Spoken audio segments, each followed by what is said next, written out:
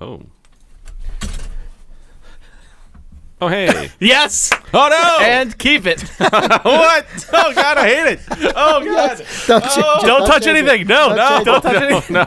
Oh, I didn't do anything. I didn't touch anything. It sticks for a second and then just dies. Oh, God. I'm so glad I didn't have to touch anything and that just went away. Oh, it's so funny. Ugh. YouTube exclusive content. This episode of Important If True is brought to you by Quip. Electric toothbrushes sent to your home every 3 months with brush head refills. And if you go to tryquip.com/thumbs, you can get your first brush head refill free. That's tryquip.com/thumbs. This is my canvas for painting. I work in the medium of a quips ad. Yeah, I call them my quips. I've broken out of the formal constraints of the genre. My oeuvre has been expanded. My milieu, if you will. Tryquip.com/thumbs. Nick, how's your microphone? Are you confident It's fine. in the It's a good quality microphone. of your microphone? I am very cool. I'm 90% confident. Let's say that. 90% confident. 10% chance that you've got another real fun week in front of you. Well, what would life be without, a little unpredictability? You never know. Yeah. No, it's true. A little unpredictability followed by an incredible set of hours of very high predictability Yes. in which you literally repeat all of your words verbatim. It's true. With some bonus fart noises. That fucking killed me.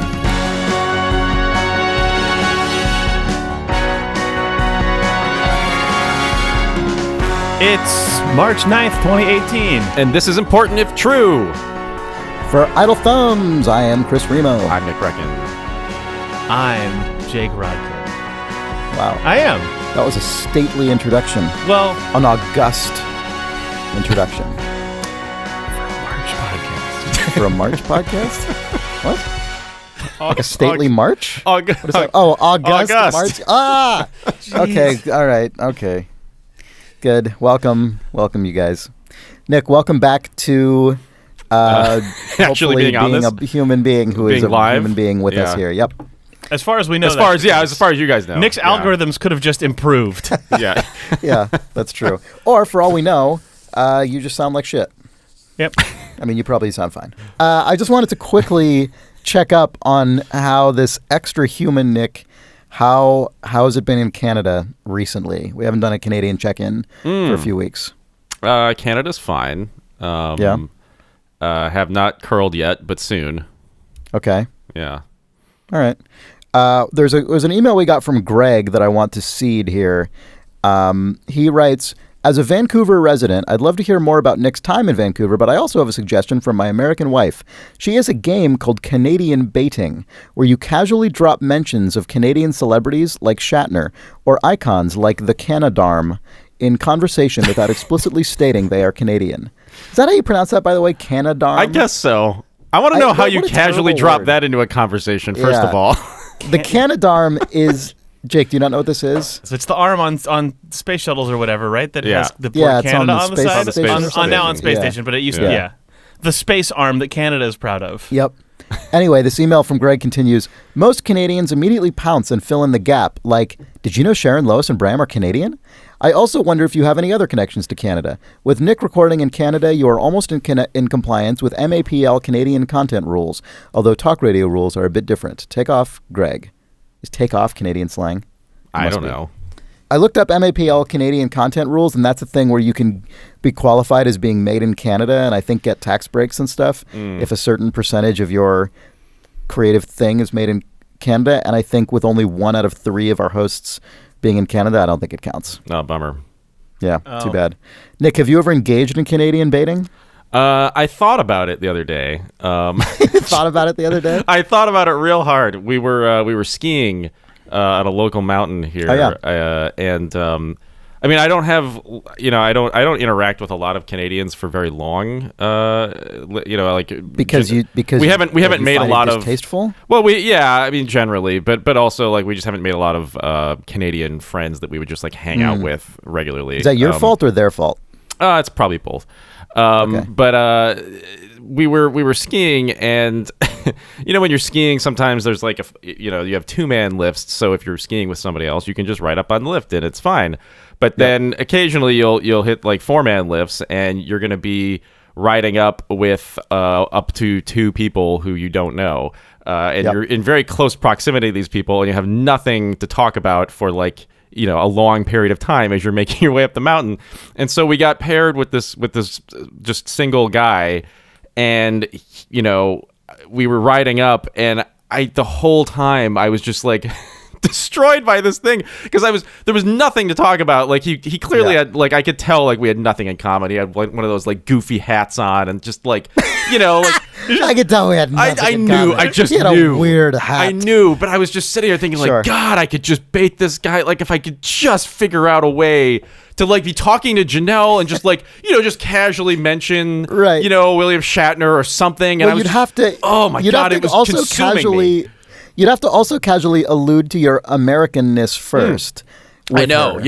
yeah, no, I know. Like a whole conversation tree just like was exploding in my brain. Like, how could I like start this conversation perfectly and then set it up so that like somehow William Shatner got woven into the fabric of the conversation? Like, how would that even get? Like, I was, and by the time like I had sort of like gotten the courage up to even start this, like we were getting off the lift and it was over. My chance was over. I was not prepared. I was ill prepared for the Canadian baiting. I did not equip my tackle box. It seems like you were cycling over and over again about how specifically to introduce William Shatner. Is that just because he is the only Canadian celebrity you know, or because you particularly are just fascinated by Shatner? Well, it was just the one mentioned in the email, so that's just the thing. Oh, because you'd read the email. I need to like. Oh, you thought that was easier than Canadarm? The connection between Shatner and Canadarm is that they're both space related. That's Star Trek. true. Like, God, that's I just true. love American space icons like William Shatner and the Canadarm. I just love space icons from my country, Right. Yeah. America. I love how America made the Canadarm. Isn't that interesting? I mean, it's fair enough, given that that's not baiting. That's Canadarm just a shot doesn't- to the face. That's just like saying, Yeah. like, fuck you. That's just an appropriate skewering of the meaninglessness of the term Canadarm. Yeah. I think the Canadarm is probably really cool, I imagine. I think the Canadarm is probably the most American thing on the International Space Station. That sounds like a weird backhand Yeah, no, it does. about that is actually dumping on America somehow, but I can't figure out exactly how. It's somehow But it's totally, like getting it seems into it being should. like a bumper sticker. It's getting into like where there's some you're right, implied jab at someone that only Yeah. means something to the car that it's stuck to. Yes. Canada, like Canadian baiting is interesting because it's at a national level, but I feel like Canada is just its own hometown in that way. Like any like hometown baiting is totally just fair game for Yeah, any. Like, that's true. Canada is like North America's hometown, I guess, in the way that they Right. that type of pride. But just like I find that to be something that is attractive and feels like something I can never have as an American. Like the idea of Pride? of like countrywide pride about particular figures or icons from your country. Like that's so dumb to be like, oh wow, George Clooney, so proud to be an American. Like it doesn't doesn't mean anything. And like, he's you can't- from here. Yeah. We export so much just cultural Exactly. garbage that you Yeah. can't be like, ah ha ha, Right. the movies. Right. Like, yeah. Hollywood. Like, you're such an asshole if you publicly and outwardly take pride in that. That's just such a yet another thing from America. really punching above its weight. Yeah, it's just stupid. Where it's like, cool. I mean, it feels like you get to be in like a club if you're from Canada, or honestly, most other countries. Just because the United States is so huge as a developed country that it just ends up being really disproportionately exporting of its pop culture. Yeah, I mean, that's not really anything to complain about, but there's always a little bit of twinge of like, that must be cool to have that like shared. That's why you've got to get more local. You have to Yeah. be like, oh, that's You from do. California. Huh? movies. Yeah, see, that's still pretty lame. Ah, yes, that technology that you use, it came from San Francisco. This terrible thing that you have in your pocket. Yeah, you really do have to just get down to the hometown level, I feel, with a lot of Yeah. American stuff, because that's what's actually notable is Yeah, like, for oh, sure. that guy went to my high school or Yeah, whatever. yeah. Yep. Tony 20 Hawk went to my high school. Nice. Yeah. Wow. Nice. I really hang my hat on that. Yeah. Yep. Tom Waits lives in my hometown, which is my like Really? one- Petaluma? Yeah. Oh, that's cool. Yeah. Nice. So we got That's a we good got one. that one. We got Tom Waits. Yeah. All right.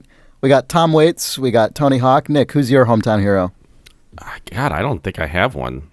Then it's you. If you don't have a hometown hero, it's because it's you. Yeah, it must be. No, I don't. Laureate Award winner I, Nick Brecken. I don't think anybody ever came from my hometown. Like, What's just- your hometown? Ann Arbor? Yeah. Well, Plymouth though. Plymouth? Ann Arbor is not specific enough for what we're talking about. I see. Plymouth would have to be the thing, and I don't think we had one. Yeah. Have you ever looked at the notable residents section on Wikipedia? I haven't for your- actually. I bet I could find somebody Yeah. that would surprise All right. me. Okay. Well, maybe mix that in with the Canadian baiting and be like, well, William Shatner, I may have been mistaken. William Shatner may not be American, but did you know? And then bring up Plymouth Right. and see how impressed they are. Yeah. Yeah. We'll try that. Should we do an email here? Sure. This is a very short email, but it spun out into something that we all found very fascinating. Chris writes, my district health board thinks it has an AI, and it clearly is just a guy. This, I didn't realize that rhymed. I know. Yeah, very that good. now means that it's an upcoming Netflix show, probably. Yeah. Mm-hmm. What, that entire sentence? Oh, just is it AI or is it a guy? Oh, AI or just a guy? AI or just a guy? Yeah, that's pretty good. This is an incredible story, Jake. I don't know if you want to summarize this at all. I This could was- try. Yeah, there was a link that we will provide as well in our episode description to an article on a site called The Spinoff, which is a New Zealand based website, and it's completely outrageous. Yeah, there's a sort of, it seems like New Zealand-based entrepreneur, like tech entrepreneur, who has... It's unclear what exactly he does Yeah. or what his skills are. He's had numerous articles written about him as sort of a self-made, as New Zealand's like self-made tech genius, where he claims like, oh, I made my own cell phone tower when I was 11 or something like that, which is an easily disputable claim from a technological standpoint. But whatever, he has all sorts of business endeavors. Some seem to exist, some seem to have never existed. Yeah, he has a bunch of companies that are all called Terrible. Yes. So he has an internet service provider, I guess that seems to be real, Called Terrible Talk. Yeah. That is in New Zealand. It's based in Christchurch, New Zealand, I believe. And it is the weird thing is that his companies are all registered as nonprofits. And it seems like some of them are real and some of them are just absolutely made up and don't exist. It's very strange. It's really hard to Yeah. untangle all this. But anyway. So this guy named Albie Whale has Yeah, now... his name also, by the way, is Alberic Whale or Albie Whale. Yes. Which is just a good name. It's an intense name. His most sort of consistently in the last couple of years newsworthy effort is this medical AI that he claims to have invented called Zach. Zach is an artificial just like intelligence. the name, It's Z-A-C-H. just Zach. Zach. Just the guy. Zach is ostensibly an AI that can help physicians with diagnoses and any other sort of possible medical issue. Yeah.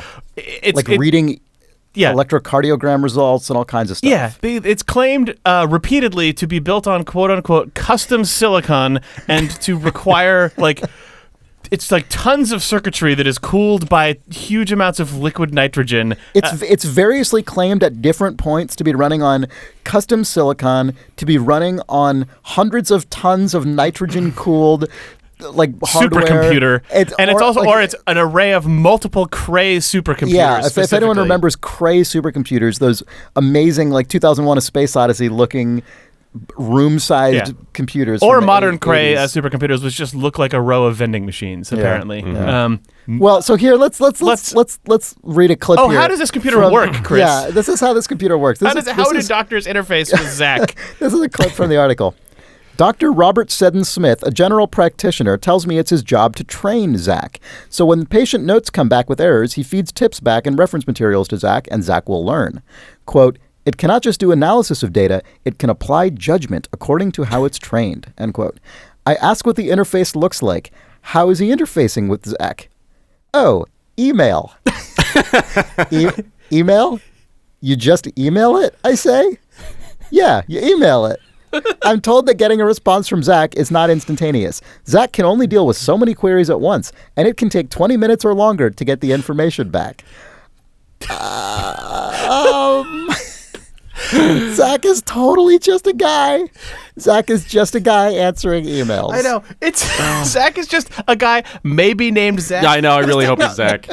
This technology was initially named Hannah and then got renamed to Zach. It's totally just an actual person. And I named feel Hannah. like that just means that it They was just just got a a woman different named person. Hannah, and now Yeah. it's just a guy named sorry, Hannah got real stressed out and quit. So the technology has been upgraded to Zach. God, you know the response times other- got much faster. You know the other kind of like the thing about this? I don't know if did you guys end up reading about Terrible Talk, all those other companies? You know what's No. really weird about this? Terrible Talk is it apparently a real internet service provider in New Zealand. It doesn't actually pay any of its employees. All of its employees are retired baby boomer volunteers who work for the company because the mission statement of the company is that it is going to make the world a better place by like donating its profits to charities in some form, but all its employees are just old retired people who are like, yeah, I've just got lots of time on my hands and I really want to make the world a better place. So they just do all the like customer service responses and stuff. Oh yeah, sometimes doctors write in with questions, and I just go on Wikipedia and find the answer and send it to them. I'm just helping them out. This guy, this 25-year-old kid from New Zealand has, I guess I shouldn't call him a kid, this 25-year-old man from New Zealand already has an established business where it is like known that the way it works is that he just convinces retired people to do all of the customer service replies via email for I actually free. kind of love this. Also, maybe not coincidentally, he separately has an apparently extremely advanced medical AI that just takes 20 minutes to respond to your email and give you like a sometimes misspelled result. The doctors are like, oh yeah, the spelling's not great, but That's because it's machine learning. It's machine learning. It's so human. There's an incredible bit at the end of the article.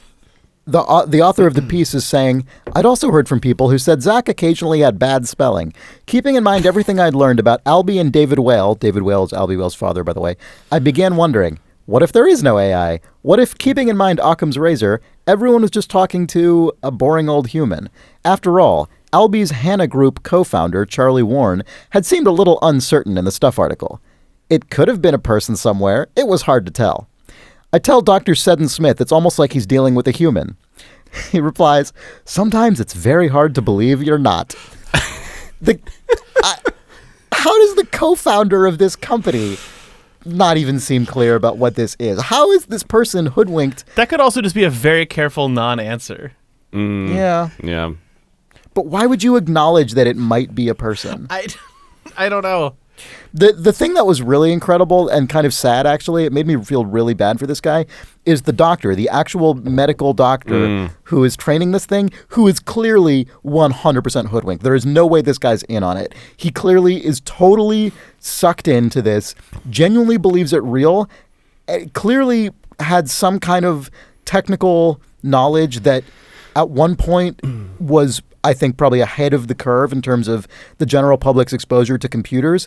Like, he's like, well, speaking to the reporter, he's like, I've been programming computers since before you've even been alive. Yeah. But it's pretty clear he's not actually like a currently up to speed computer programmer. He's just really, really excited about being involved with a vanguard in AI. A tragic New Zealand doctor who has fallen in love with a cement statue of a doctor. Yes, I think that's exactly right. Well, yes.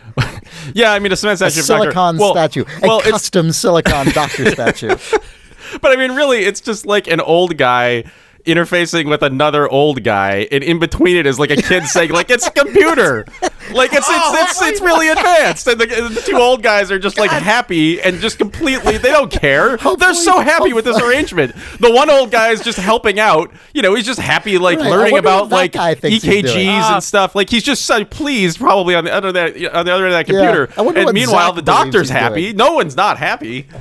Maybe, oh God, maybe Zach, the person who's actually answering the questions, maybe Zach is also being told that he is interfacing with an AI and he's training it. Oh my God. Maybe he's this also AI is being- giving Oh you a my bunch of God. different inputs, and your job is to and answer you its questions. answer it like a human would, Right. And it will then learn how to answer like a human. Oh my God, maybe that's what's going on. I hope so. Chris. Because I mean, whoever Zach is, they're clearly not being paid enough to maintain this Yeah. outrageous illusion. So maybe Albie Whale is actually A genius? Yeah, maybe Albie Whale is making everyone in the world happy by just sort of telling them under like just the most vague auspices that there's a computer in between, and they're just all like living satisfied lives, talking to each other about the thing they love. Medicine. I have a totally like weird idea actually for how you could for like the economy. You know how jobs are. You know, I have a totally weird idea for like the economy. no, just bear with me here. So you know how Go on. I am Chris. you know how jobs are done God, I thought by you were about to, sorry. You know how Jobs once said insanely great? You know how he once said good artists copy, great artists steal? you know how jobs are done by computer processes and algorithms, and you know, like how when you use a website or any kind of service, instead of being a person, you're just dealing with some really sort of annoying collection of like, you know, kind of phone tree garbage and auto stitch together things, or, you know, you use some web thing and it's just a bunch of stupid processes that like put your shit together. What if instead of that, what if you actually hired a person to do jobs? Like, what if we actually hired human beings to do stuff That would never instead of work. having it be AI and algorithms? Like, I think this person might be onto something, which is employing people to do things, and you pay those people, and then more people have jobs. Okay, that's fine. I'll allow this hypothesis only if it is continued to be covered by the faintest veneer of there not being a person there, so that I don't have to think Yeah. about the fact that I'm interfacing with a person. Right. That's fine. I Chris. see. Yeah. Yeah, as long This as it is- seems advanced. Then, Right. then I don't it's care if fine. it's advanced. I just want it to be anonymous. I don't want to have to look this person in the eye. I don't want to have to even Yeah. have the chance that I might have to relate to them remember- about something on a human level. Jake, do you remember months ago when we went to that robot coffee cafe? Yes. What if there was just a dude in there, like, frantically, like spinning his arms around and like There's a guy with manipulating two this big- joysticks who just has become good at manipulating no, the or arm? he's just literally inside the thing. What if that was a Canadarm? You guys, what if the Canadarm is just A like Canadian a man? really tall guy with a long arm waving it around? Yeah. That's like whenever you see video, whenever I see video of a bear, I always just think it's a guy in a bear suit. It who's like- definitely looks like that. Did you guys see that stuff about when Bitcoin was really exploding in value late last year just on an essentially almost an exponential scale, and there were all these coin things going on, and people were making new coins, and everyone was buying the coins, and people were going crazy for Yeah, people- cryptocurrency. They're going crypto crazy. When that happened, God, all that's of a these cereal. Sorry. all of it is all of these other companies, I may have even mentioned it on this podcast, but like all these other companies that had nothing to do with cryptocurrency or any currency or computers Suddenly just like, blockchain, coin. like the Long Island Iced Tea Company renamed itself the Long Blockchain Company, and its stock just skyrocketed. Yeah. I mean, that's basically what we're describing here with AI, where if you just claim that your kind of just normal service industry thing is powered by advanced AIs. Yes. But you can still just like pay normal people to do it, and they do it probably like about as well as a computer can anyway. Then Yeah, I mean, like, you're there's good. Success. so many websites just have a chat with a person thing that comes up, and Yeah. those all claim to be a person, but they're Yeah. always, it's ambiguous to me how much of that is Yeah. automated and how much is a Yeah. person, and I'm sure that it is just a meld. Podcasts. podcasts. Right. How much of that is a person that's just recording Who their can audio say? after the fact? Yeah. You never Nobody- even really. no, You don't you never even really know. know.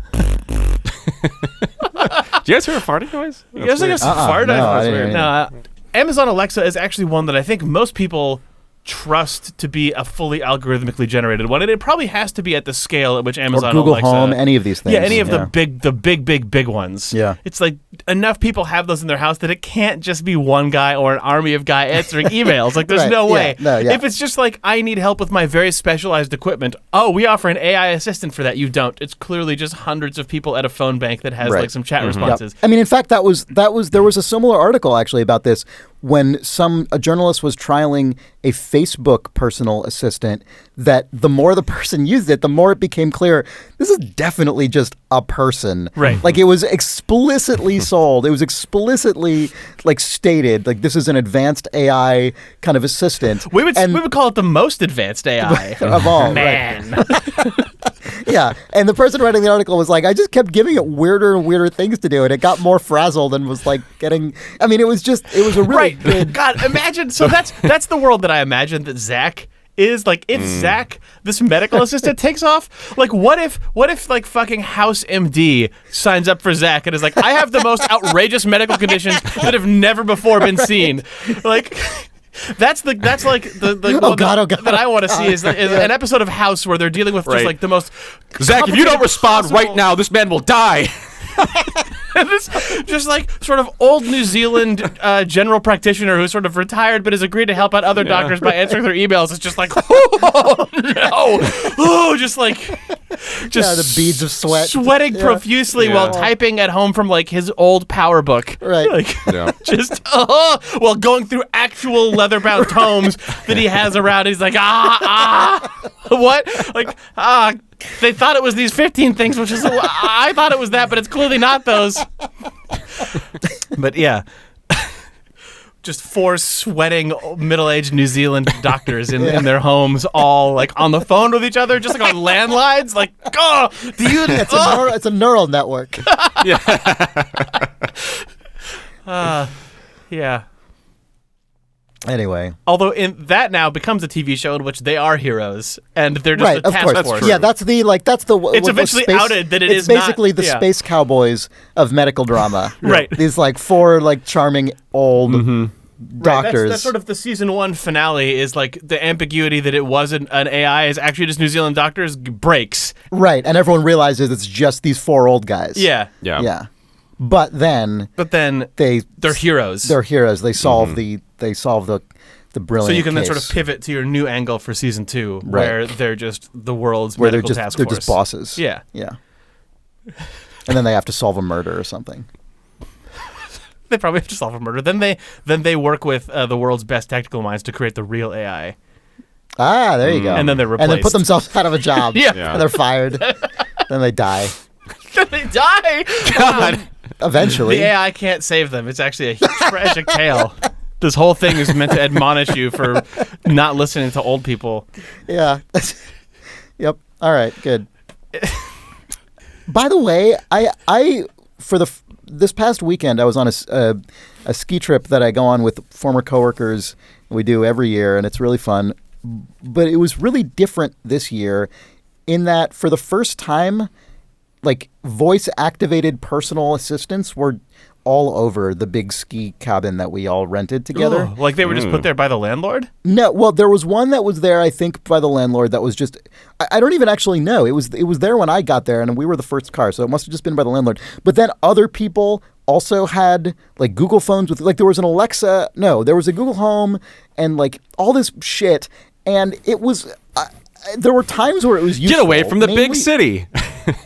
Yeah, well, so I hate this stuff. I mean, just on a personal level. Yeah. Whatever, people do whatever they want, but I don't like the idea of talking to my phone, so I have all that stuff as disabled as it can be, which is infuriatingly not 100% disabled because Apple doesn't let you do that. But I have at least Siri turned off. You can't turn it off all the way because you've got to keep New have to keep Zealand's voice elderly control. in work. That's true. Yeah, I mean, Zach needs a hobby at least. Zach's got to eat. And Oh yeah, so Zach needs a hobby. He's unpaid. You're right. Sorry. so we were in this ski cabin and people were like, okay, Google, play, whatever music. And like, I would say like 65% of the time, as long as you were giving it a fairly ordinary instruction, it worked. But the thing that was so, occasionally we would just dive into these moments of complete unintentional insanity where someone would say, okay, Google, do something, and nothing would happen, and they would keep saying it, and then someone else would be like, oh my God, my phone is going crazy right now, because someone else's phone would like overhear this and start doing stuff, and you'd say something, and if it didn't understand it, it would just immediately start doing the other thing that it thought you were saying to do. I mean, most of the time it was fine, but enough of the time it was just like a carnival of garbage That makes me feel crazy as a person who never interfaces with stuff using voice, where I just Me push too. a button on a thing and it does the thing. Yeah. Yeah. It was really trying, I will say. Also, every time you adjust the volume, like it lowers the volume so that it finishes hearing what you're saying. Then the volume goes back up to the lower volume, but people would think that the initial duct lowered volume that it just does to hear you was the new volume, and they'd be like, oh, that's way too low, turn it up, and then it would go up to what you originally set it to, but then it would go up again after that, after going down. Like the whole thing is just, when there's multiple people interacting with multiple of these things in the same place, it becomes just a comedy of trash.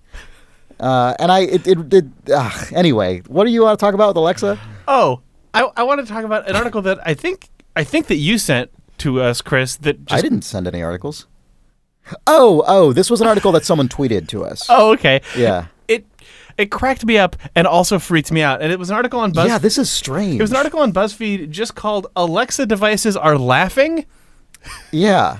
And it's multiple reports from people all across the internet with not a lot of evidence, which I find very frustrating. Not a lot of evidence, but so commonly stated in totally different places that there must be truth to it. Yeah, people commonly with consistent descriptions say that their Amazon Echo devices, which contain Alexa, the Amazon AI assistant, laughed at them or laughed randomly. Yeah. And we're like, I tried to do something a couple hold times. on. What does it mean to laugh at? How do you discern intention? Well, the claims were like, I asked my Amazon to do something a couple times, and it instead just of getting a laughed. response, I got what sounded like, it's often described as an evil laugh or a devious laugh or a demonic laugh. Right, which might just be an inference on the part of the person hearing the I laugh. think that's true, because the BuzzFeed article, they went and you can ask Alexa to laugh to you, and it just goes ha ha ha ha. I don't like that. I don't like that it does that. It's weird because Even though you told it to. the laugh does not sound like text to speech. The laugh sounds like it's just playing a recorded voice of a woman laughing, which they probably Right. So that definitely sounds creepier than yes. Oh, yeah. So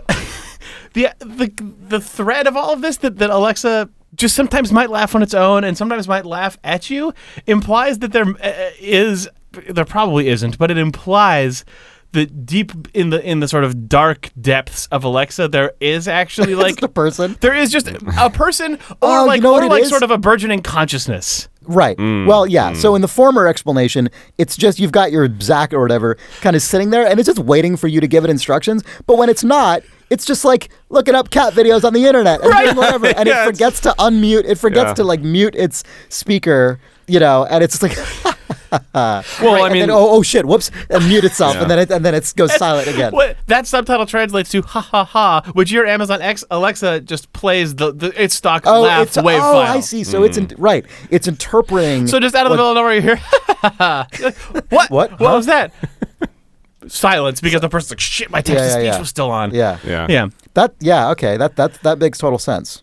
I think. The alternatively, though, much more terrifying. The creepier one is the outrageous hypothetical that the idea that maybe there. Man, how do I even explain this? Because you know what I thought. Okay, well, you can tell me if this is what you were thinking or if it's totally different. The thing that I actually legitimately thought, and I have no idea if this is true, but when I saw this, the thing that occurred to me is like, oh, one of the ways these things probably learn is that they are literally always listening to everything that you do. Well. And one of the things people do is just laugh sometimes. There's absolutely no way, there's 0% chance that at least this far into the development of AI, a computer is going to understand human humor, which is so tied to a million different social cues and often body language and like social implications and all this crap. So as far as it's concerned, humans just laugh sometimes. So maybe it's just internalizing that to some degree. So it's, and according to whatever algorithms Yeah. it uses to like, when do you say what at what time? It's like, statistically, this is the time to laugh. So it's Oh, man. it's like a middle school kid or something who hasn't quite learned the Yeah. social cues. Yeah, It's just exactly. It's just just sort of nervous laughter. Like, am I supposed to be laughing now? Oh, I didn't mean to. I was There was coughing. a great, there was a great, there was a story that I read or listened to, maybe I don't even remember. I think it might have been an interview about someone who is a reporter who has gotten really into smart video cameras all over his home, just recording everything, which is pretty weird and creepy, and I think is like. But one of the things that he liked about it was it captured all of these really specific moments of his children that he wouldn't have had time to like get out his camera video for or phone video out Right. for, because it was so spontaneous. Oh, okay. And one of the things that he said he captured, and it's weird that the context of this is omniscient video cameras, because actually the related thing is just the thing this child did. It has nothing to do with smart homes or anything. But he described his child, his like 5-year-old daughter, I think, or something like that, telling an intentional joke for the first time. Like, he was like, oh, she has constructed a joke and is telling it at the dinner table, and then everyone else at the dinner table laughed at her joke because Right. it was funny, and she said this thing, and then everyone laughed, and then she like got terrified and freaked out because suddenly everyone was laughing at her, and never having told a joke before, she wasn't prepared for this reaction of like, oh, that's good, it means you did a good job. And so she's like, wow, what? And she had to be like explained, like, oh, no, that was good, like you're being rewarded for this joke you did. So that is possibly like the alienness of this, but her instinct to Right. prompt it. There might be some like inverted version of that going on in Alexa's brain. Like where Alexa is finally sort of starting to like, when you join an online community for the first time, you lurk and you listen and sort of try to understand the tone of the room. But Alexa's finally gonna Alexa's been lurking. Alexa's kind of finally sort of put her first foot out into the spotlight. Yeah. But really misjudged by just like, I thought that's what people did. So we were talking about Zach, about this sort of like homespun New Zealand one that might just be a bunch of sort of old folks helping out with medical advice. Then we talked about the crazy Alexa version, which is these giant tech companies that are building these huge, impossible constructs. The other thing that giant tech companies, or rather not giant tech companies, but the sort of billionaire eccentric weirdos who head them up, a thing that they often talk about that freaks me out, in sort of the same school as like Peter Thiel talking about how he's going to like take the blood of teens to give himself Right. youth, is the fixation with uploading your brain or uploading your consciousness into the cloud Yep. when you die. Yeah. And I also cyber immortality. yeah, like I wondered when I read the Zach thing, like, oh, the twisted version of this is that Oh, God. is that this actually Yeah. is The most incredible AI. right, is that someone just has actually uploaded the brain of a couple of people. Man. That's way more disturbing when you consider what happened to Hannah. Yes. That version of it is way. She didn't just like stop volunteering. Something way darker occurred. The connection that I made with all of this stupid stuff was an article on The Verge this week that said that the feds have Martin Shkreli's Wu-Tang album.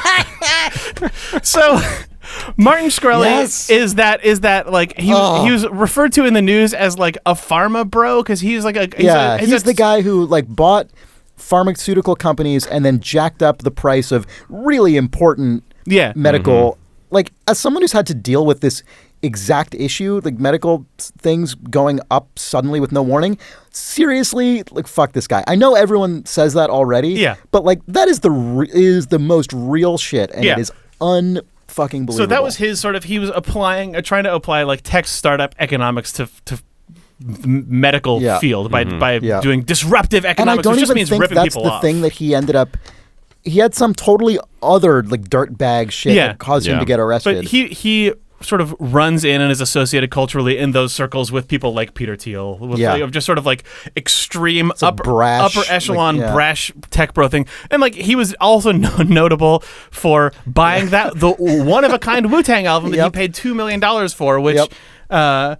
which the RZA then said, well, we did that well before Martin Shkreli's business practices came to light. Yeah. But whatever. So he also he's now getting just raked over the coals by the Yeah, there's United all- States government yeah, for whatever. But it is, one notable piece of news. I think it was actually like securities fraud. It was like a financial manipulation thing. Yeah. One note though is that the FBI has repossessed his Wu-Tang album. So good. That is the most incredible. That is the best possible. I regardless of what his actual fine or sort of fiscal responsibility is, nothing is better than them specifically repossessing his fucking Wu-Tang album. I know. It is so good. I love it. it. Is so good. I love it so the most. the mental image that came to me when reading this article, or when thinking about this article specifically in the context of all of this medical stuff, was that idea that all of these super crazy billionaire guys have like a bed in their basement that they're planning on laying in when they die that'll upload their brain. Because I imagine that just Yeah. seems, that seems like, oh, I'll become digital perfection. Yeah. I couldn't stop thinking about Martin Shkreli being at his house as like the feds are ramming down his door, and he's like, I gotta get to my bed, I can be with my Wu-Tang, and then he like dives into his basement, fucking seals himself in a tanning booth, Yeah. and uploads his brain, and then he still just wakes up, and the feds tear him out of it and take him to jail.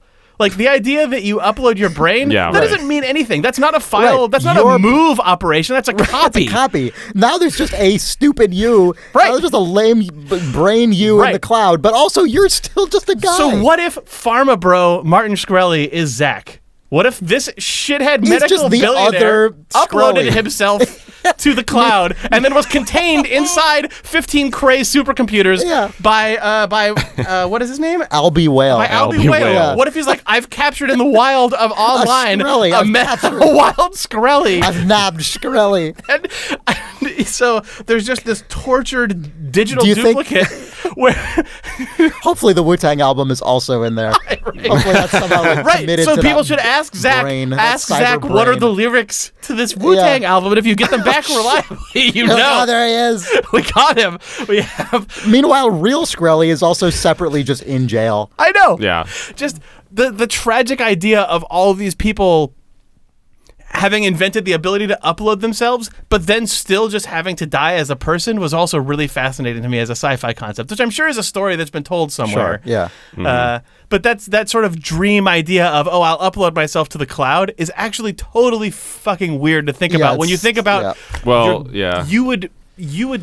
Yeah, it is so strange when you try to imagine like what is the consciousness of you that is aware of that. Right there, even if there's another full consciousness of you that's off in the cloud, Yeah, you would continue to just exist through your own mortal Yeah, demise. yeah. It's like imagining that if you wouldn't get to it's- experience Well, it, that'll- technically. Yeah. it's That'll like be- if you were cloned at any point in your life and you died before your clone, you still die. You still die. Yeah. Yeah. It's gonna be There's really another clear to side Shkreli note. when he gets stabbed in prison and then has to like go to the hospital and they call up Zach to give advice on how to save Shkreli's Oh, life. no. And he's Oh, man. and the Shkreli realization goes to New as he Zealand. knows like, oh, this is just the digital me who has Oh, no fuck, idea how to it's help just me. me. I don't know what I'm and doing. I'm Yeah. fucked. I'm fucked. I'm gonna die. Oh man. There's another minor note. And then in it this laughs article at him. Creepily. There's a minor note that I know that laugh. was totally unremarked on in this article about the repossession of Martin Shkreli's Wu-Tang album that blew my mind, which is that other stuff that's being repossessed includes an unreleased Lil Wayne album. What the hell? How? I mean, that's not as fascinating as the Wu-Tang one, which is this whole thing. But like, why does this guy just have? Well, his hope was to eventually claim that he had an AI that could generate new Wu-Tang and Lil Wayne albums, but he was really just buying them off of people. Yeah. Yeah. I mean, what else does he have in there? Like, I want the government auction of this shit is going to be incredible. I mean, assuming they do that, which I really hope they do. Maybe Anyway. they'll just upload them to archive.org. Wouldn't that be great? Oh, that would be incredible.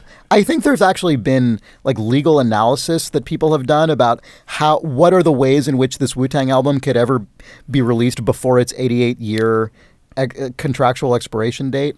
And I think there's all kinds of theories, but I the sweetest one would be if it just got put into the public domain somehow. Yeah. I don't know if that would be possible, but let's keep our fingers crossed. All right, let's take a break. This episode of Important If True is brought to you by a shout out. Wow! Yep, there's Jake and his patronizing wow. This shout out. I love it every week. I love it. This shout out comes to you from Chance Wyatt, who says, Important If True listeners likely already know that humanity won't be running things around here for all that much longer, but that doesn't necessarily mean that the humanless future of Earth will all be super depressing. If you've been having negative thoughts about the inevitable extinction of your species, maybe you should read the new indie comic book Planetarium by Chance Wyatt, available right now on Kickstarter. I searched for this myself. I searched for Planetarium comic Kickstarter, and I found this. We are right in the middle of the campaign, and this is actually the second of what I believe to be a 3-part series called Planetarium. Oh, cool. It looks pretty cool. So yeah, seek that out. Find a more what is purports to be a more comforting vision of the future than the really dumb one that we construct in aggregate on this podcast. All right. From Chance Wyatt. It's called Planetarium, and you can find it on Kickstarter. Awesome. Also, Cool. thanks, Chance, for sponsoring the show. Thanks, Chance. Yeah, thanks. Thank you. If you would like to put a shout out on this here podcast, head over to store.idlethumbs.net, and you can find all the details right there. Yeah. Shout out. Shout out. Thanks, Chance. Nick, something happened Oh. between the first half of the podcast and this half that is, by complete coincidence, relevant to Oh, the wow. podcast. Yeah. So, I'm trying to imagine what that would be. Aaron, our office manager, just disappeared. out of nowhere. Just disappeared out of video chat and then came back and said, "Sorry, everyone. Alexa, unprompted, just gave me a factoid about Oreos." And then my computer immediately blue screened. And then upon reboot, my webcam died, and I had to have all my drivers reinstalled. God, I love that. Just unsolicited factoid about Oreos. Yeah. Someone asked her for clarification, and I don't remember, it was something Said like... it told me that Oreos were invented in 1920 something and have since sold some number of billions of Oreos, which is enough Oreos to stretch to the moon and back some huge number of times. I didn't pay attention to the numbers because I was just trying to figure out why she was talking to me about Oreos. Nick, you acted as though you somehow knew what this means. I know why that happened. I mean, I don't know why that happened, but I mean, I know the mundane. good I know point. the mundane reason for that Really? happening. Yeah, it's National Oreo Cookie Day. Oh, fuck off. Are you serious? Yeah, I am dead fucking serious. So Oreos fucking paid Alexa to just Yeah. spam people Uh-huh. with Oreo facts? Yep, That is terrible. It's really bad. How is that allowed? Good that's the Lord. greater Wait, question that I don't have an answer for. And then Alexa went, Exactly, just like that. Yeah, Like, yeah. Perfect. That is really strange. It's really bizarre. I mean, that's the thing that. so it's just like a grocery store now. It's like, I really love the taste of whatever the fuck. Guess good thing we have those at this store. Yeah. As a mom, I really love Ziploc bags, and good thing they're on sale. Ha ha ha. It crashed the computer so you could go buy Oreos. What? What? Oh, I have nothing Oh, else to Alexa, do. you're still Nothing to do here. now. Yeah. I mean, that's the thing. The thing about Alexa just spamming an ad into your life is bonkers to me, because one of the things I observed on that ski trip when everyone was talking to their Googles and Alexas is that it did create. I mean, I'm sure people who are accustomed to using these things already know this, but it was sort of new to me. The actual sensation that people are talking to another person, it's really weird. And now that person could just sell you be paid. It's like if your actual friends were paid by Nabisco to just occasionally be like, it's great about Oreos. They were founded in 1921, and they've sold like 40 billion of them, and they can stretch to the moon. Anyway. I mean, grossly, like that at this point, with the way that people just stare at their phones and go down Wikipedia holes, that's not actually something that would seem out of touch. Like if I'm just sitting with a group of people and somebody says like, "Oh man, this crazy Oreo fact," and they're looking at their phone, like it wouldn't seem strange anymore. Right. So like, it's only weird now that they've just cut making... the human out. I think like it actually may be, What if it was the same situation, except instead of looking at their phone, they're looking you straight in the eyes, then they laughed afterwards, then your computer hard rebooted immediately. And then it ordered you a box of Oreos. Yeah. Anyway, I just wanted to convey that story because good. it felt very relevant. This episode was brought to you by National Oreo Cookie Day. God, I would totally eat an Oreo cookie right now. Actually, you know what's weird, actually? Alexa. Also on that Order me Oreos. Also on that ski trip was the first time I had Oreos in years. Someone just bought a huge thing of Oreos, and I just ate that was suggested to them by an algorithm for sure. Yeah, maybe it was. Alexas It probably was in the place. suggested in someone's ear. Yeah. I realized we're the last ones in the office. So I'm gonna lock the door. Oh, Jake is gonna go lock the door. Jake just got up. All right. What can we do to him? He doesn't know. He can hear me still. Yeah. No, not a very good caper we just executed. No. What could we do to Jake? Well, he can't hear you. So That's true. You can just talk as much as you want, and I'll just Yeah. wink and nod in response to your devious suggestions. I think you should go on Jake's computer and order like 20 Oreos, like 20 things That's of a Oreos. Brilliantly devious idea, Nick. Oh, hi, Jake. Oh, hey guys. Everything's totally normal around here. We were just talking about nothing. That's good. Just Nothing. talking about how can't wait till Jake's back. That's fine. I mean, I'm editing Now he this is. episode, so. But that's inconsequential because you weren't talking about anything. It's true. We're talking about nothing. All right. What else do we have on this podcast? Oh, I think... You want to talk about wine? Yeah, someone actually wrote in with a follow-up to last week's wine conundrum. The wine conundrum of last week It was a novel by Robert Ludlum. Yeah, yes, exactly. It was a postulated scenario in which we were asked to consider what we would do if a genie granted us both the gift of immortality and the gift of a bottle of wine that every year doubled in quality from the previous year. Upon being reminded of this, I realized that we essentially entirely deserted the immortality half of the question. I don't think we allowed became for that at all. obsessed with what it meant to die without drinking the wine that we didn't care about. Yeah, so we jettisoned the immortality component entirely. Yeah. Real quick, I think if I lived forever and had that bottle of wine, it would just cause me stress. I'd be like, what's the... Yeah. You just sit there going... Oh, Right, because anytime you drink it, there's still going to be infinitely more time left in your life than there was since you last tasted the wine. No matter how... You'd have to just set a thing for yourself. Like, I'm just going to toast to the heat death of the universe whenever that happens, and I'm going to keep it till then. Here, maybe it could be Zeno's bottle of wine, in which you drink half of it the first year. The next year you drink half of what's left. The next year you drink half of what's left, and you get the same amount of enjoyment every year because as the quality doubles, you drink half as much of it.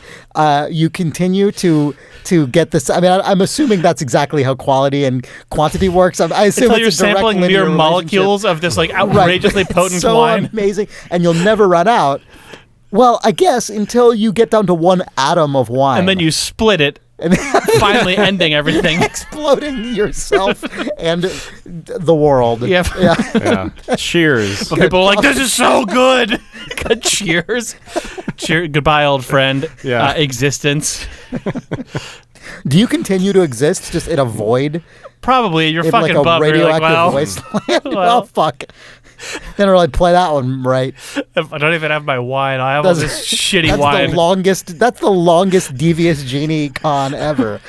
You wished for immortality and an amazing bottle of wine, but I knew that you would create nuclear holocaust. Be careful what you wish for. 'Tis I, the genie. Ha ha ha. All right. Anyway, Daniel wrote in response to that wine thing and wrote, "Hi, Important If crew. Last week's podcast tickled me. Thanks for the save, Nick. I was particularly obsessed by the ever-improving wine question and worked on it as I listened. I'm not sure you guys appropriately spelled out the absurdity of this one, at least in technical terms. Let's presume the immortal recipient and the wine are both born in 1977. I'll assign the wine's grade a starting value of 1. This is a numerical stand-in that describes the wine's original state, not a subjective quality pinned to our understanding of what good wine is. In 1978, the wine will be 2 times as good as it was before, so it is grade 2. By 1984, the wine will already be graded 128, or 128 times better. That's just 7 years. By 2018, the wine is already grade 2,199,063,255,552. This is already, by the standards of a normal human brain, uncountably, unfathomably improved. My somewhat arbitrary final grade is the year 2026, when the wine is grade 562,949,953,421,312. The reason I stopped before 2027 is by then we're using mathematical notation to describe the wine with a grade of 1.1259 plus 15. I'm not going to pretend to know how to say this, and I'm not going to look it up. Suffice to say, the wine's improvement is immense. Jake suggested that's a good sentence. The wine's improvement is immense. Jake suggested the possibility that the wine could have been incredibly bad to start with, so it is actually essentially impossible to say how good the wine might be in subjective terms at any given point. Now we're pretty much moving from math to philosophy. Could the wine be so immeasurably bad that even 1 trillion years later it won't beat something you picked up at Costco in a pack of 6? Would it be safe to call it wine if it were so bad in 1977 it would have killed you, or would it have been poison at that point and not wine? I don't want to go down the rabbit hole too much more, so I'll finish you off with my final contribution to this question. You started talking about the notes of the wine and the sommelier family description of accrued notes. If the wine had 1 note to start with and doubled each year, then of course the number of total notes would equal its grade, which we've already established. So, I think this is interesting in either case. Either the notes double each year, in which case the following list would represent its status at some point in 1982, or the wine accrues 1 additional note a year, so this represents its status in 2027. Dear Immortal, this wine, vintage 1977, is of indescribable heritage and contains notes of fig, bergamot, coffee, date, apricot, black peppercorn, chocolate, honeysuckle, sandalwood, butter, hazelnut, apple, pineapple, sage, cloves, thyme, cumin, mangosteen, spearmint, plum, honeydew, paprika, cherry, mayhaw, eringia, passionfruit, lychee, rambutan, poulasson, persimmon, breadfruit, nectarplum, burchellia, genie's wish, acai, longan, Vegemite, Marmite, Spanish peanuts, hot winter, hot sauce, pizza, the bee, trash can, Nestea, Dr. Pepper, Jagermeister, checksum, bit rot, impermanence, and water. Thanks, Thumbs. Keep up those pods, Daniel. So that would definitely be a list worth listening to once we got up into scientific notation. Yeah, for sure. That would just be your life now. You live forever, so you might as well. God, the sommelier, however, is not immortal. Jesus. So you basically you're like, sorry, you're going to spend 60 years describing this to me, but somewhere in there, you better have a kid. Your kid better pick this up. You'd have to have this sommelier family would have to become a rolling, essentially a generation ship of note listers. Good God, that's fucked up. That family, when you start drinking the wine, that sommelier better have an adult child already by that point, because that's the only way. If they didn't and they had to breed in between this, you'd have to then take like an 8-year break at least for that child to get to an age where they could read notes. By which point the list of notes will have grown every year. It will in fact double in length. So, yeah. They will eventually So evolve it into w- being the fastest readers. It'll be like what a human looks like that evolves surviving a car crash, but Right. instead it'll be what a human looks like that has to evolve Right. being able to read and recite They'll lists just have as like quickly as huge, possible. accurate eyes that can read the tiny text just of this infinite amazing list. enunciation. Amazing enunciation. Yeah. Apricot, black peppercorn. I guess you have to say it way faster than that. Yeah. Oh no, it's Yeah, like what the were money you gonna order. say, Nick? The money order guy would be like the The like, money order guy. Well, like the send your check or money order, blah, blah, blah, like the guys at the end, it would just be that Sure. guy, but yeah, like yeah, yeah. Medical symptoms guy, money order Yeah. guy. You Yeah. know, Right. Yeah. Oh, just yeah. My family comes from a long line of radio advertisement announcers, basically. right. fine print readers. Well, that was a very good deep dive into this from Daniel. Yeah. Thank you, Daniel. There were definitely areas we left unplowed, furrows left unplowed in the wine conundrum. Well, was there anything else that you guys wanted to get to on this episode? I think we've covered most of the important things from this week. It's probably true. All right. Well, then I think all that is left is for us to endorse. Uh-oh. All right. I will go first. All right. This is actually also drawn from my trip this past weekend. It is a board game, or a sort of, I guess, card. It's a party game essentially. The name of the game is One Night Ultimate Werewolf. Oh, classic. Have you played that? Mm-hmm. Oh, you've played the One Night version? I think so. Yeah. I Oh, think, wow. I think it's the only one that I have played. Oh, okay, cool. Nick, have you ever played Werewolf? No, I have not.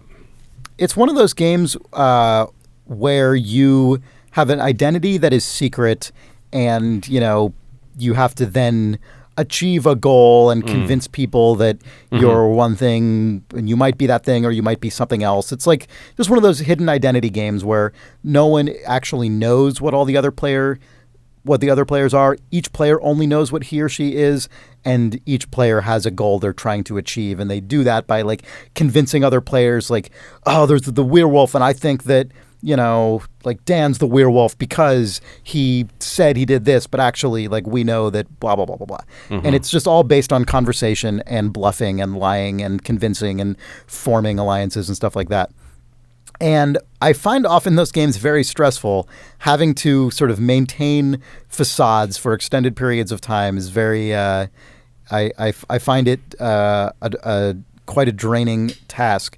But this version of the game, One Night Ultimate Werewolf, it only has a single cycle of that. So the way it works is everyone is dealt a card, and there's an app actually that you download that just reads the sort of order of play aloud, which is really nice because typically with these games, you have to just have a person who doesn't get to play, and instead they just sort of run the game, even though they don't get to do anything. So in this version, you can play without the app as well, but there is an app, and it says, okay, everyone close your eyes. Now, if you're the seer, open your eyes, look at another person's card. Okay, seer, close your eyes. Okay, next roll, open your eyes, do your specific thing, blah, blah, blah. So everyone has done their thing. No one has seen them do it. You open your eyes again, and then you have to basically decide what one person you're going to kill. And the objective of the villagers is to kill a werewolf.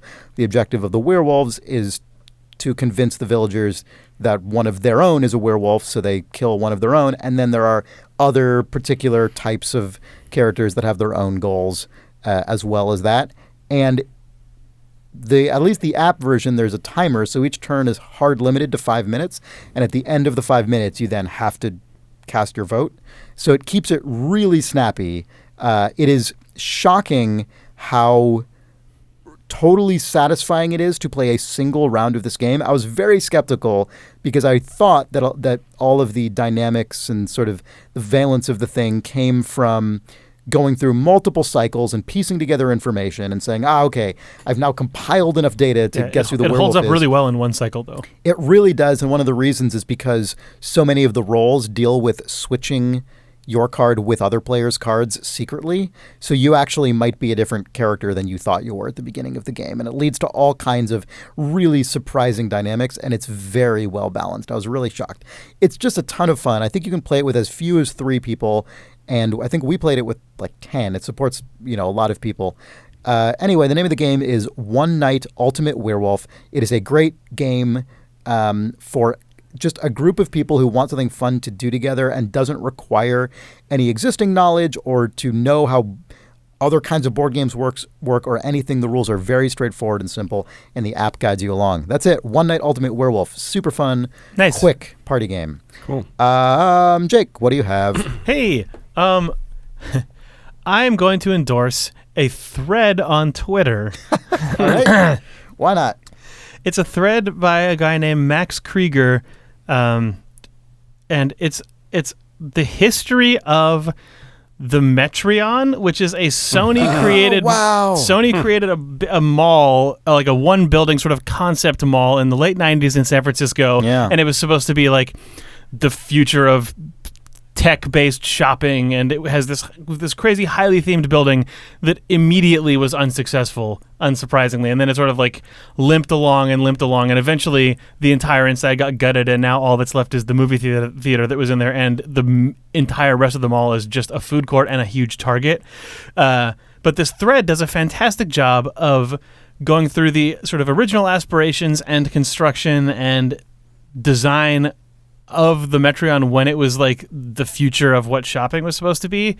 It's a good thread if you're into just that, like, just weirdly specific, almost like novelty things like that. That was a good thread. I browsed it, and it was a weird memory trigger because I realized after reading through this thread that I have witnessed many eras of the Metreon, but I never really thought about it as it was happening. Like, I never really cared, I guess, about the Metreon as a historical artifact unto itself, or as sort of a piece of history, because I've always just thought of it as that kind of weird mall downtown. But I realized, browsing through this thread, oh, wow, I remember a lot of this stuff that has been eradicated from the Metreon. And yeah, it was really specific and unusual compared to other urban indoor malls. Yeah. Weird place. I actually, this guy's Twitter feed I generally recommend. His username is Max Krieger VG. That's MAXKRIEGER VG. He's done threads about, like, unsurprisingly, I guess, based on that Metreon one, maybe a lot of Disney stuff, but it's... Oh, did he do the Disney Quest thread that I saw? He did a thread about Disney Quest, which was Disney's version of this sort of like futuristic, what if we could take a little chunk of Disney magic and turn it into a dedicated mall. He also did a thread, I think, about the design of Tomorrowland in the Walt Disney Magic Kingdom, which sort of like, and how it ended up inspiring like science museum design of the 90s, and also like that Tomorrowland is so gross looking. It looks like you're walking into a CD-ROM.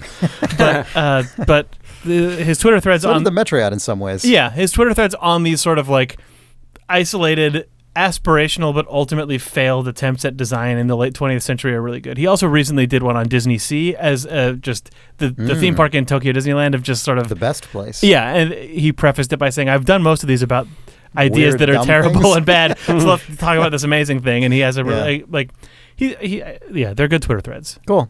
All right, we will link to maybe a couple of those, Jake. Yeah. Okay, cool. Nice. Nick, what is your endorsement? My endorsement is an air purifier, which is a device, which is a very mundane device Good. Saving the best, saving the most exciting for go. last. Get ready. Get purified.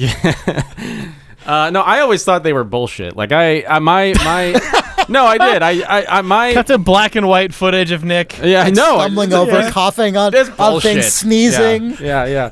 No, I mean, I had heard and read, I think, previously that they really were not all that useful. But I get horrible seasonal allergies, and so living in San Francisco, I was mainly protected from them because the climate there is such that they don't really affect me year round. It's more temperate, I guess. Much more temperate, less just out foliage in general in the city. But in Vancouver, holy God, like there are a billion trees, and they're all male trees, which is male trees are the. I'm sorry, trees. What? Yeah, the male trees give off the pollen. The female trees actually drop seeds and. No, this is a thing. It's a thing. I didn't know this either, but it's true. What? Yeah. Wait, are you serious? I didn't Yes. know it worked like that. Oh yeah. Did you know this, Jake? I did not know. Male trees have the seeds, and they drop seeds, and What? the pollen is dropped by the male tree. Anyway, whatever. I thought they Or both female had trees drop the both. seeds. Anyway, it's. I generally true. knew that this was a thing, but I didn't care enough to file it I away didn't in a either, and I meaningful still way in don't. my memory. Okay. The point is, Some it's what? Some trees have a single gender, but many do not. Yeah. The way to tell to see if the male pollen parts are present on separate flowers on different trees from the female, i.e., infant fruit parts. Wow, there's Yeah. a whole thing about this. Yeah. Okay, well, I don't know anything Headline: about Male nature, trees I guess. winning battle of the sexes in Canada. I mean, it's just so it's that a particularly thing? bad up here. Yeah. What? So 90% in Vancouver. So in any Ugh. case, it's really bad That's up here, and really I strange. I couldn't Okay, figure all out right, why I whatever. felt so horrible in the last month, and then Too many dude trees. too many dudes, just bros hanging out on the corner,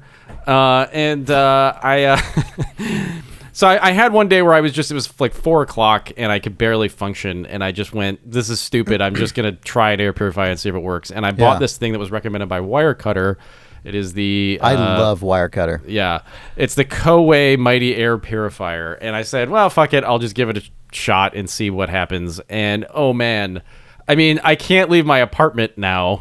Like, I've literally become a bubble person because the second I leave, I get inundated with pollen. But in my apartment, it fucking knocked it out completely, and I'm so happy with this stupid I feel like purchase. every week has some reason why you can't leave your apartment. I feel like you're Well- sort of inside your apartment is purified air Yes. and solitude, and outside of your apartment is shitty tree bros and Canadians yelling at you. Oh man, And the Canadians you know- at the ski mountain last weekend, Chris. Oh god.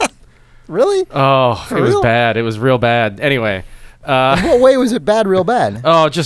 Extremely rude. The worst skiing experience Wow. of my life. Yeah, really, really strange. In any You- case, highly recommend this purifier. How are you having like the one outlying I don't know. Canadians are It's- rude it's- experience it's- of it's- basically anyone on the planet? I bet I'm not. I'm not the only one. I suspect. Okay, fair enough. But anyway, right, well- I highly recommend this purifier. We'll yeah, link to it. we will It's- link to it's that very if you have pollen problems or whatever. Which we do. I feel bad for you. Yeah. Okay, thank you for listening to this episode of Important If True. If you like the show, why not tell a friend? Don't answer that. Yeah, just do it. Don't try to think of reasons why not to. Just do so. We do really appreciate everyone who passes the word. I see that happen sometimes on Twitter when people tag us with our Twitter account, which is Important Cast. You can do that or not, it doesn't matter. But just tell people about the podcast. It is so meaningful to us. It really helps us out a lot.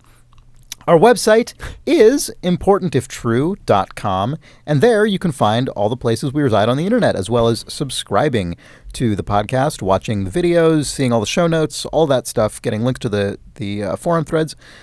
It's all there. And I suppose that's it. For this week's Important If True. I would say that's it for this week's Important If True. We will be back next week with another episode of this show. Wow. Yeah. For Idle Thumbs, I am Chris Remo. I'm Nick Brecken.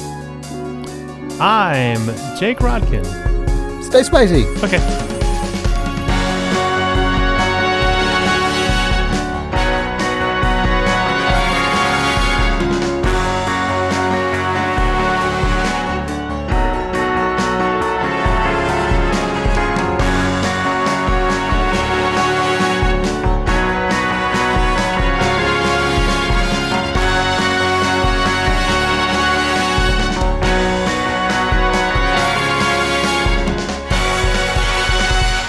Oh, full host cam. Fuller more host cam. Fuller- host cam. They're on like season 15 of Fuller House somehow. Yeah, it's ridiculous. It's like season 6 for real. Some fucking outrageous season 4. I don't know. Some number that's just despicable. I know. It feels like they should be on 2. How do I sound? I guess I sound fine. Well, we can't tell. let me tell you. 1, 2, 3, 4, 4, 5, 6. 4, 5, 6. 4, 5, 4, 5, 4, 5, 5, 2, Why? 3, Why? 4, Why? 4. Oh my God. Oh my Oh god. my god. Oh my god. Oh my god. 1, 4. 5. Seasons. Fuller House.